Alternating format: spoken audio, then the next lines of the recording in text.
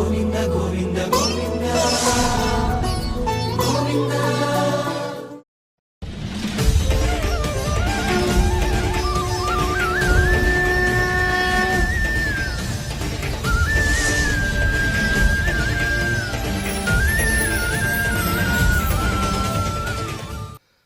నమో వెంకటేశాయ. ఏడుకొండలవాడ వెంకటరమణ గోవింద గోవింద. శ్రీ శ్రీనివాస శ్రీ వెంకటేశ గోవింద గోవింద. కలియుగ ప్రత్యక్ష దైవం శ్రీనివాస పరబ్రహ్మ అనుగ్రహ విశేషంతో శ్రీమద్భాగవతంలో ఏకాదశ స్కంధంలోని విశేషాలు యథాశక్తి తెలుసుకుంటూ ఉన్నాం.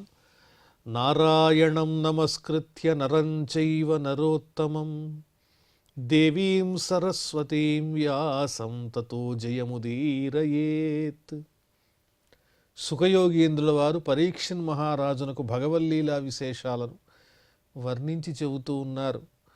ఉద్ధవుడు కృష్ణస్వామి దగ్గర తత్వోపదేశాన్ని పొందుతూ ఉన్నటువంటి సందర్భంలో వర్ణాశ్రమ ధర్మములను వర్ణించి చెబుతున్నారు కృష్ణ పరమాత్మ.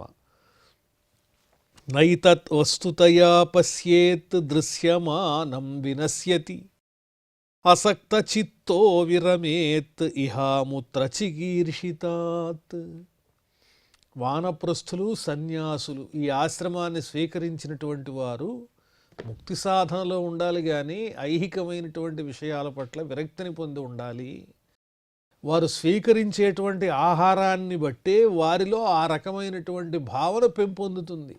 భిక్షాటన, అదేవిధంగా ఉంచవృత్తి, పొలంలో దొరికినటువంటి గింజల్ని తెచ్చుకుని ఆ మాత్రంతోనే కడుపు నింపుకుని ఆకలి తీరితే చాలు, ప్రాణం నిలిస్తే చాలు అనే భావనకు క్రమక్రమంగా అలవాటు పడుతూ రుచి మీద, జీవితం మీద విరక్తిని సంపూర్ణంగా సాధించినప్పుడే ఆ భగవంతుడి మీద హృదయం అనేది స్థిరంగా నిలుస్తుందని వర్ణిస్తూ, ఈ జగత్తంతా ఎప్పుడు ఇలాగే ఉంటుంది అనేటువంటి భావనతో ఉండకూడదు. ఇదంతా శాశ్వతం అనేటువంటి భావన పనికిరాదు. ఎందువల్లంటే ఈ దేహము అశాశ్వతమైనది. ఈ జగత్తంతా భగవంతుని చేత సృష్టింపబడుతోంది, నడిపింపబడుతోంది, లయం చేయబడుతోంది. ఇది మళ్ళీ మళ్ళీ జరుగుతూనే ఉంటుంది. కాబట్టి ఈ జగత్తు శాశ్వతంగా ఇలాగే ఉంటుంది అనడానికి వీలేదు. అందులో పరిణామములనేవి, మార్పులనేవి అనివార్యము. అందువల్ల దీని మీద ఆశ కూడదు. ఏ మార్పు లేనిది ఏమిటంటే భగవత్ సాన్నిధ్యం స్థిరమైనది, శాశ్వతమైనది. కాబట్టి ఇహలోకంలో ఉండేటువంటి సుఖాలనైనా, యజ్ఞయాగాదుల ద్వారా లభించేటువంటి స్వర్గాది సుఖాదులనైనా కూడా అవి అశాశ్వతములనే విషయాన్ని గుర్తెరిగి సాధకుడు పరమాత్మను ధ్యానం చెయ్యాలి అని వర్ణిస్తున్నారు. యదేతదాత్మని జగత్ మనోవాక్ ప్రాణ సంహతం సర్వం మాయేతి తర్కేణ స్వస్థః త్యక్త్వా న తత్ స్మరేత్. ఈ దేహానికి ఉన్నటువంటి జ్ఞానేంద్రియాలు ఇత్యాదిగా కలిగినవి, మనస్సు, ఇవన్నీ కర్మేంద్రియాలు, ప్రాణము, ఇవన్నీ ఏర్పాటు చేసింది ఎవరు అంటే పరమాత్ముడే. మనోవాక్ ప్రాణ సంహతం సర్వం మాయా ఇతి. భగవంతుని యొక్క మాయా ప్రభావం చేత ఏర్పడిందే తప్ప అంతకు మించి ఇది నిత్యమైనది కాదు, శాశ్వతమైనది కాదు. ఈ ఇంద్రియాలన్నీ కూడా పరమాత్మ చైతన్యం లేకపోతే జడములతో సమానము అనేటువంటి భావన తెలుసుకుని ఎప్పుడు జాగరూకుడై స్వస్థుడై ఉండాలి, ఆరోగ్యంగా ఉండాలంటున్నారు. ఆరోగ్యం అంటే అర్థం ఏమిటి? నిజాన్ని తెలుసుకోవడం ఆరోగ్యం, అబద్ధాన్ని నిజం అనుకోవటం అనేది అనారోగ్యము.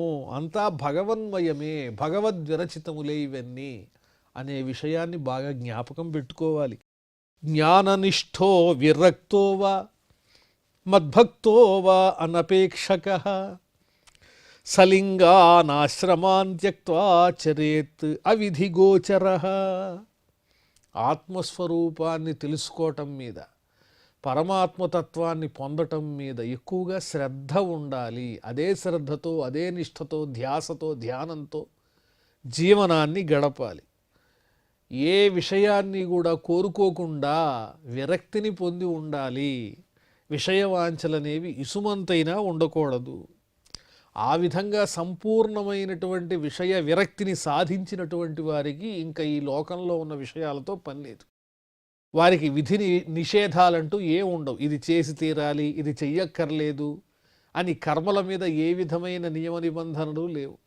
వాళ్ళెప్పుడూ పరమాత్మను దర్శిస్తూ అలా ఉండిపోతారు. కాబట్టి అలాంటి నిజమైనటువంటి జ్ఞానాన్ని పొందినటువంటి వారు ఆ ఆశ్రమ సంబంధమైనటువంటి చిహ్నాలు ధరించాలనే నియమ నిబంధనలు కూడా లేవు.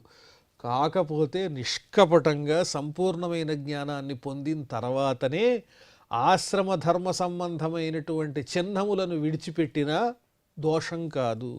అంతా పరమాత్మ స్వరూపమే అని సంపూర్ణంగా హృదయానికి అర్థమై పరమాత్మయే మనలో చైతన్య స్వరూపుడు, ఈ లోకమంతా పరమాత్ముడే అని తెలిసిన తర్వాత తత్సాధనకు ఉపయుక్తమయ్యేటువంటి ఈ ఆశ్రమ చిహ్నములతో గుర్తులతో పనే ఉంది అని చెబుతున్నారు. సంపూర్ణ జ్ఞానాన్ని పొందినటువంటి వారు ఏ చిహ్నములను ధరించనవసరం లేదు. బుధో బాలకవత్ క్రీడేత్ కుశలో జడవచ్చరేత్ వదేదున్మత్తవత్ విద్వాన్ గోచర్యాం నైగమశ్చరేత్. ఎంత జ్ఞానైనా కూడా అన్నీ విడిచిపెట్టేసినటువంటి వాడు అంటే సన్యాసి ఎలా కనిపిస్తాడు చూడటానికి? భగవద్జ్ఞానాన్ని పొందినటువంటి వాడు అంటే చిన్నపిల్లవాళ్ళ ఉంటాడు. ఈయన ఇంత గొప్ప జ్ఞానే, ఈయన వేదాలు వల్లించారా, శాస్త్రాల మర్మాలన్నీ ఈయనకి తెలుసా అన్నట్టుగా ఉండరు. అంతా భగవన్మయమైనటువంటి నిత్యానందంలో వాళ్ళు చంటి పిల్లల్లాగా కనిపిస్తూ ఉంటారు. అలాగే ఎంత దక్షులైనా నేర్పరులైనా కూడా అమాయకులుగా మందబుద్ధిగా కనిపిస్తారు. వారికి ఇంక ఈ లోకంతో పని లేదు. అదేవిధంగా ఎంత పాండిత్యం ఉన్నా కూడా దాన్ని ప్రకటించుకుని ఏవో ఇంకా పొందాలి, సన్మానాలు కావాలి, సత్కారాలు కావాలి, 10 మంది పొగడాలి, లేదా ఎదుటివారిని మనం విమర్శించాలి, మనం ఎందులో గొప్ప అని నిరూపించుకోవాలి, ఈ రకమైనటువంటి చర్చలతో వారికి సంబంధమే లేదు. అందువల్ల వారిలో ఎంత పాండిత్యం ఉన్నప్పటికీ ఎదుటివారు మీకేమీ రాదు అన్నా కూడా, లేదు మీరు మహాజ్ఞానులు అన్నా, ఈ రెండిటినీ కూడా పట్టించుకునే స్థితి వారి దగ్గర లేదు. అలాంటి వారిలాగా అలా ఉన్నవాళ్ళని ఏమంటారు ఈ లోకంలో అంటే పిచ్చివాళ్ళు అంటారు. పిచ్చివాని వలే ఉంటారు తత్వజ్ఞానం తెలిసినటువంటి వారు. అలాగే ఎంత వేదజ్ఞానం ఉన్నా, వేదాలు వల్లించినప్పటికీ కూడా స్వేచ్ఛతో కూడినటువంటి సంచారం కలిగి ఉంటారు. వారికి నియమాలు విధి నిషేధాలు ఏవి లేవు కాబట్టి వారు స్వేచ్ఛగా సంచరిస్తూ ఉంటారు. వేదవాదరతో నస్యాత్ నపాషండి నహయితుకః శుష్కవాద వివాదేన కంచిత్ పక్షం సమాశ్రయేత్. అసలు భగవంతుని యొక్క జ్ఞానాన్ని పొందిన వారి యొక్క స్థితి ఎలా ఉంటుందో అద్భుతంగా వర్ణిస్తున్నారు. వేదములకు సంబంధించినటువంటి చర్చలు జరుగుతున్నాయా? అది మాకు సంబంధం లేదు. లేదా వేద విరుద్ధమైనటువంటి విషయాలను చర్చిస్తున్నారా? హేతువాదమా? అది నాకు సంబంధం లేదు.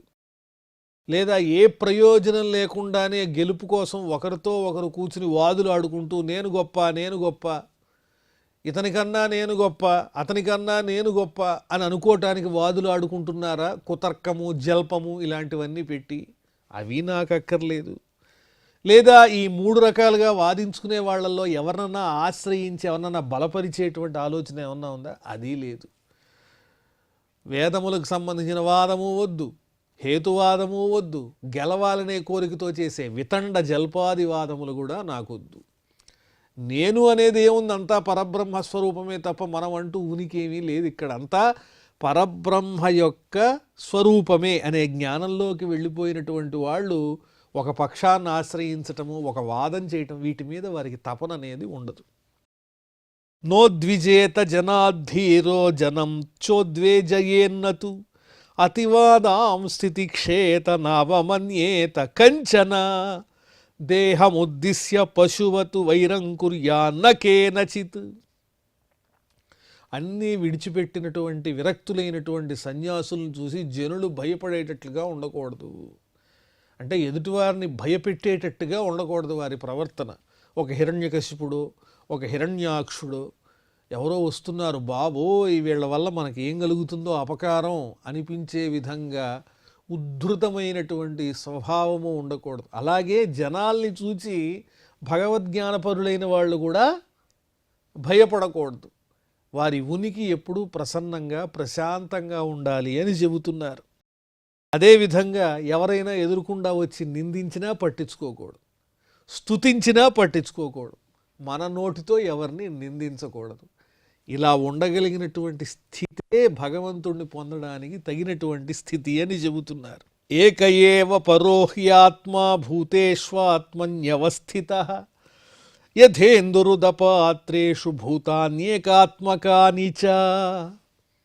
ఎందువల్ల ఆ విధంగా ఉండాలంటున్నారు? ఒకరిని భయపెట్టడం కానీ, ఒకరి వల్ల భయపడటం కానీ ఇలాంటివి ఏమీ అవసరం లేదు. అలా ఉండకూడదు. అంటే అదొక సమస్థితికి చేరినట్టు, అంతా పరమాత్మమయం అనేటువంటి నిజాన్ని హృదయపూర్వకంగా తెలుసుకున్న జ్ఞాని అతడు అని అర్థం. భయం ఎప్పుడు కలుగుతుంది? ఎవరో వ్యతిరేకంగా మనకన్నా ఒకరున్నారు, వారు నన్ను భయపెడుతున్నారు లేదా సంతోష పెడుతున్నారు, ఇలాంటి భావాలు వచ్చినప్పుడే దుఃఖానికిను ఆనందానికి భేదాలు కలుగుతూ ఉంటాయి. అంతా పరమాత్ముడే అయినప్పుడు భయం ఎందుకు? ప్రహ్లాదుడు ఏమన్నా భయపడ్డా? హిరణ్యకశిపుడు ఎన్ని రకాలుగా హింసిస్తున్నా అంతా విష్ణుమయమే అనుకున్నాడు. ఒక్కసారి ఆయన్ని తలుచుకున్నాడు. అగ్నిలో పడవేసినా, సముద్రంలో పడవేసినా, పాములు కాటు వేసినా, పర్వతం మీద నుంచి తోసేసినా ప్రహ్లాదుడికి అంతా సమానంగా ఉంది. అలా సమత్వభావానికి పొందినటువంటి వారు ఒకరిని భయపెట్టరు, ఒకరి చేత భయపెట్టపడలేరు.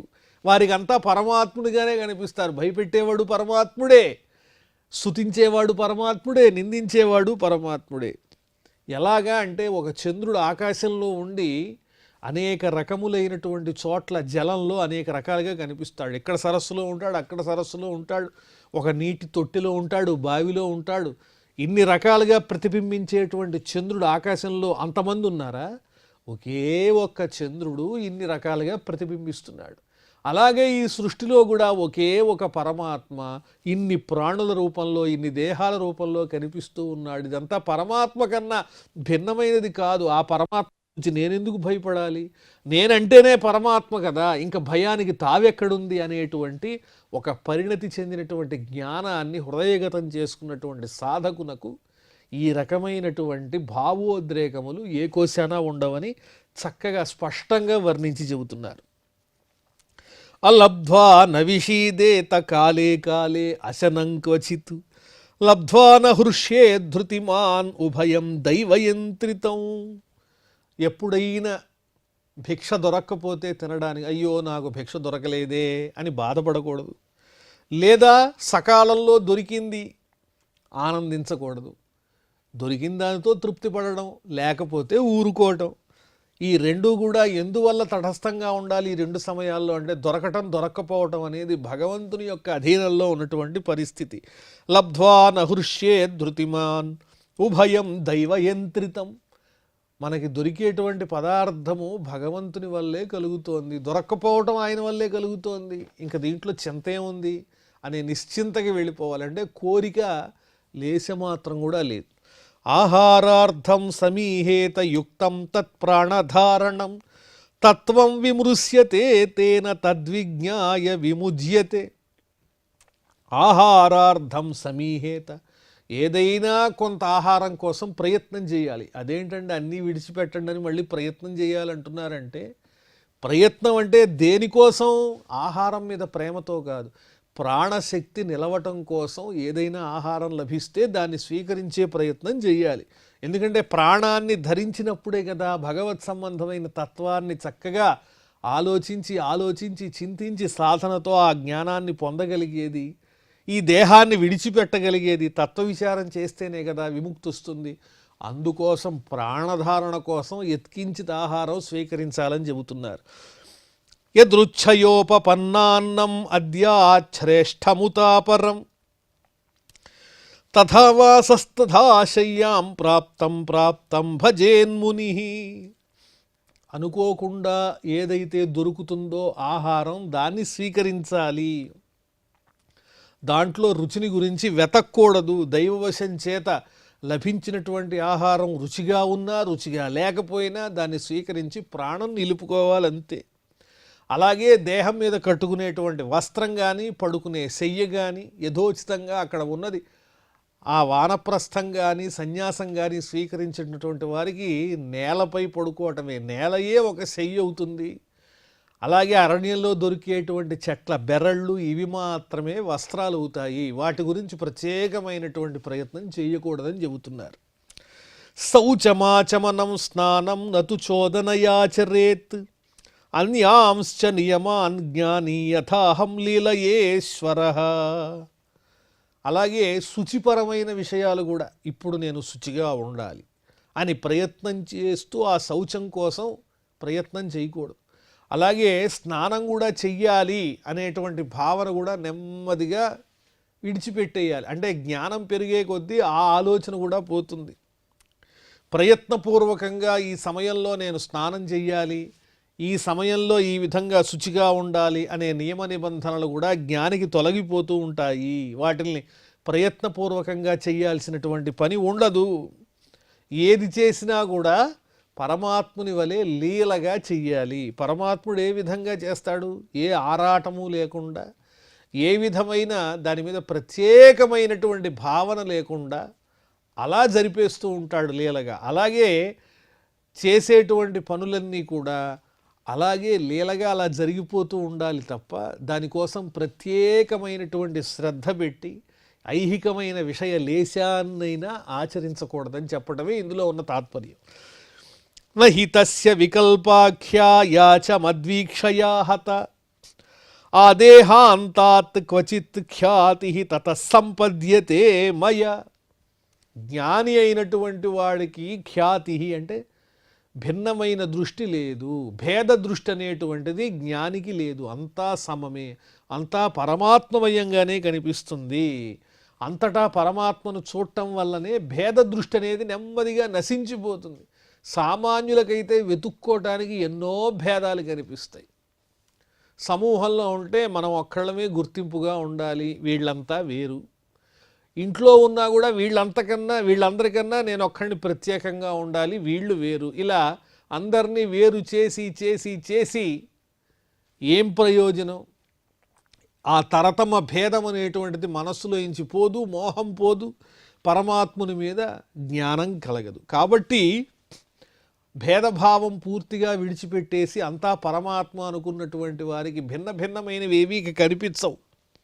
దేహము నశించేంత వరకు, దేహంలో ప్రాణం ఉన్నంత వరకు భేద దృష్టి లేకుండా ఉండడాన్ని అలవరుచుకుని అభ్యాసం చేసి అదే భావంలో ఉండాలి. ఆ భేద దృష్టి ఎప్పుడైతే సంపూర్ణంగా పోయిందో అప్పుడు ప్రశాంతత, అదే పరమాత్మలో మనం ఐక్యం అవ్వటానికి, లీనం అవ్వటానికి, పరమాత్మను చేరుకోవటానికి చక్కని సాధనం అవుతుంది. అంతా పరమాత్మమయంగా దర్శించటమే మోక్ష సాధనం అని చెబుతున్నారు. దుఃఖోదర్కేషు కామేషు జాత నిర్వేద ఆత్మవాన్ అజిజ్ఞాసితమద్ధర్మో గురుం మునిముపావ్రజేత్. కోర్కెలంటే విరక్తి పుట్టింది, విషయవాంఛలు పొందాలనే లేదు, ఇవన్నీ అశాశ్వతం అని తెలిసిపోయింది. కానీ పరమాత్మని పొందడానికి ఏం చేయాలన్న విషయం మీద ఒక స్పష్టత కలగలేదు. అప్పుడు ఒక చక్కని గురువు యొక్క ఉపదేశం చాలా అవసరమవుతుంది. అప్పుడు గురువుని ఆశ్రయించి, ముని వంటి ఒక గురువుని ఆశ్రయించి చక్కగా గురువు ద్వారా ఆ భగవత్ సంబంధమైనటువంటి జ్ఞానాన్ని పొంది తెలుసుకుని మనకు కలిగినటువంటి విరక్తిని సార్థకం చేసుకోవాలి. తావత్ పరిచరేత్ భక్తః శ్రద్ధావాన్ అనసూయకః యావత్ బ్రహ్మ విజానీయాత్ మామేవ గురుమాదృతః. ఎంతవరకు అయితే శ్రద్ధ కలుగుతుందో, ఎంతవరకు అయితే పరమాత్మతత్వం సంపూర్ణంగా అవగతమవుతుందో అంతవరకు, ఆ జ్ఞానం సంపూర్ణంగా కలిగే వరకు గురువుని ఆశ్రయించాలి. గురువుని దైవంగా చూడాలి. కృష్ణుడు చెబుతున్నాడు ఉద్ధవునితో, గురువు అంటే ఎవరంటే నేనే. మనకెవరైతే పరమాత్మ తత్వాన్ని ఉపదేశించే గురువు ఉంటారో ఆ గురువు సాక్షాత్తు పరమాత్మతో సమానం అనే భావనతో సేవిస్తూ గురువు దగ్గర ఆ తత్వాన్ని సంపూర్ణంగా తెలుసుకోవాలి. ఎంతవరకు బ్రహ్మజ్ఞానం కలుగుతుందో అంతవరకు చక్కగా సేవిస్తూ నేర్చుకోవాలి. అలాగే నేర్పించే గురువులో దోషాలు వెతకూడదని చెబుతున్నారు. యస్త్వ సంయత షడ్వర్గ ప్రచండేంద్రియ సారథి జ్ఞాన వైరాగ్యరహిత త్రిదండముపజీవతి. ఈ జీవితం అంటే ఏమిటి? ఒక రథం లాంటిది. ఈ జీవితం అనే రథాన్ని నడిపించేవి ఏమిటంటే ఇంద్రియాలనేటువంటి గుర్రాలు. వాటికి కళ్యాలు ఉండవు. ఆ రథం, జీవితం అనే రథాన్ని ఇష్టం వచ్చినట్టుగా ఇంద్రియాలు తీసుకుపోతూ ఉంటాయి. అవి ఎటు తీసుకుపోతే అటు ఈ దేహం లోబడిపోతూ ఉంటుంది. ఆ ఇంద్రియ సంబంధమైన భోగాలను అనుభవించటానికి రుచి మరిగి ఉంటుంది. అడ్డు ఆపు అనేటువంటిది ఉండదు. కాబట్టి ఆ విషయ సుఖాల మీద నుంచి ఇంద్రియాలని సంపూర్ణంగా నిగ్రహించి జ్ఞానాన్ని సముపార్జించి వైరాగ్యాన్ని సంపూర్ణంగా సాధించిన తర్వాతనే సన్యాసాన్ని స్వీకరించాలి. జ్ఞాన వైరాగ్యాలు కలగకుండా, పరమాత్మ మీద అవగాహన కలగకుండా, ఈ సృష్టి అంతా, ప్రపంచమంతా పరమాత్మ చైతన్యమే తప్ప వేరొకటి లేదని అనుభవపూర్వకంగా తెలుసుకోకుండా, ఆ జ్ఞానం కలగకుండా విషయ సుఖాల మీదేమో కోరికని మనస్సులో ఉంచుకుని పైకి విరక్తిని నటిస్తూ యతిగా మారితే, సన్యాసాన్ని స్వీకరిస్తే అది ఏమవుతుందంటే జీవనోపాధి కోసం స్వీకరించినటువంటి ఒక ఆశ్రమం అనే సన్యాసాశ్రమం కూడా బతుకు కోసం ఏదో ఒక గౌరవానికో సమయానికి ఆహారం కోసమో లేకపోతే శిష్య పరంపరని పెంచుకొని హాయిగా జీవించటానికో చేసే జీవనోపాధి అవుతుంది తప్ప అందులో నిజమైనటువంటి సన్యాసం లేనట్టే. బ్రతుకు తెరువు కోసం సన్యాసం స్వీకరించరాదు. జ్ఞాన వైరాగ్యములు సంపూర్ణంగా కలిగిన తర్వాతనే సన్యాసాన్ని స్వీకరించాలి. సురానాత్మానమాత్మస్థం నిహ్నుతే ముంచ ధర్మ అవిపక్వ కషాయోస్మాత్ అముష్మాచ్చ విహీయతే. లోపల రాగద్వేషాలనే ఉండకూడదు సన్యాసం స్వీకరిస్తే. ఒకరి మీద ప్రేమ, ఒకరి మీద ద్వేషం, తనవాళ్ళు పరాయి వాళ్ళు, ఇటువంటి భేదభావాలన్నీ లేనటువంటి వారే సన్యాసులు అని పిలవబడతారని చెబుతున్నారు. కర్మలను సంపూర్ణంగా విడిచిపెట్టి వేటి మీద ఆసక్తి లేకుండా జ్ఞానాన్ని పొందినటువంటి వారే సన్యాసాశ్రమాన్ని స్వీకరించడానికి అర్హులవుతారు. అలా కాకుండా కోర్కెలు గనక హృదయంలో ఉండి కూడా అవి బయట పెట్టకుండా సన్యాసాశ్రమాన్ని స్వీకరించి దేనికోసం బద్ధకంతో పనులు చేయకుండా కర్మలాచరించాలిగా. మానవుడై జన్మించినందుకు గాను రుణాలు తీర్చుకోవాలి. ఋషి రుణం, దేవరుణం, పితృరుణం, ఇలాంటి రుణాలన్నీ తీర్చుకోవాల్సి వస్తుంది. ఈ పనులన్నీ చేయాల్సి వస్తుంది. లేకపోతే యజ్ఞయాగాదులు చేసి దేవతలు తృప్తిపరచాల్సి వస్తుంది. ఎందుకు ఈ బాధ? చక్కగా దండం స్వీకరించినట్లయితే ఈ పనులేమీ చేయకుండా తప్పించుకోవచ్చు. మనస్సులో ఎన్ని కోరికలు ఉన్నా కూడా బయటికి కనిపించనివ్వకుండా ఆ దండాన్ని పట్టు కూర్చుంటే సరిపోతుంది అని మోసం చేసి గనక విషయవాంఛలు తొలగిపోకుండా, జ్ఞానం పరిపక్వత చెందకుండా కేవలము మానవులమై జన్మించటానికి ఆచరించే కర్మలను, దైవ సంబంధమైన యజ్ఞయాగాదులను తప్పించుకోవటానికి కనుక సన్యాసాశ్రమాన్ని స్వీకరిస్తే వాళ్ళు దేవతలను, అదేవిధంగా నన్ను అంటే భగవంతుణ్ణి, అందరినీ మోసం చేసిన వాళ్ళే అవుతారు అని శ్రీకృష్ణ పరమాత్మ స్పష్టంగా చెబుతూ ఉన్నారు. భిక్షోద్ధర్మ శమోహింస, భిక్షోర్ధర్మ శమోహింస తప ఈక్షావనౌకస గృహిణో భూత రక్షేజ్య ద్విజస్యాచార్య సేవనం. సన్యాసి అయినటువంటి వారు అహింసా ప్రవృత్తితో ఉండాలి, ఇంద్రియ నిగ్రహం ఉండాలి. వానప్రస్థాశ్రమంలో ఉన్నటువంటి వారు తపస్సు చేస్తూ ఉండాలి, భగవత్తత్వాన్ని గురించి విచారణ చేస్తూ ఉండాలి. గృహస్థైనటువంటి వారు సమస్తమైనటువంటి వారికి ఆధారభూతమైన వారు కాబట్టి అతిథి అభ్యాగతులను, తోటి ప్రాణులను రక్షించే లక్షణం కలిగి యజ్ఞయాగాదులతో దేవతలను వాళ్లకు కూడా ఆహారాన్ని ఇస్తూ గృహస్థులు చక్కగా కర్మలను ఆచరించాలి. బ్రహ్మచారి అయినటువంటి వారు విద్యని నేర్చుకుంటూ ఆచార్యుణ్ణి సేవించాలి. ఇవి వీళ్ళ యొక్క ధర్మాలు. ఇవన్నీ నిష్కామంగా చేయవలసినవే.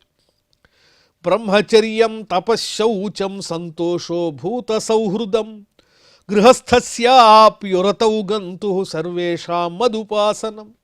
బ్రహ్మచర్యము, తపస్సు, శౌచము, సంతోషము, సమస్త ప్రాణులతో స్నేహభావము, ఇవన్నీ సమస్తమైనటువంటి ఆశ్రమాల వారికి సమానంగా చెప్పబడ్డాయి.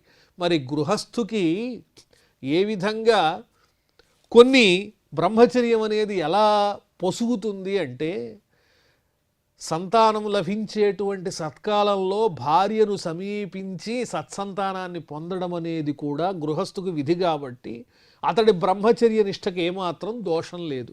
పరాయి స్త్రీల మీద దృష్టి లేకుండా తన భార్య యందు ఋతు సమయంలో సత్సంతానాన్ని పొందటం కోసం ఉపక్రమించేటువంటి ఆ గృహస్థుడు కూడా బ్రహ్మచర్య నిష్ట కలిగిన వాడే అవుతాడు. కాబట్టి ఈ విధంగా 4 ఆశ్రమాల వారు ఏమేం చెయ్యాలనేది చక్కగా కృష్ణస్వామి వర్ణించి చెబుతున్నారు. మరిన్ని విశేషాలు మనం మళ్ళీ తెలుసుకుందాం.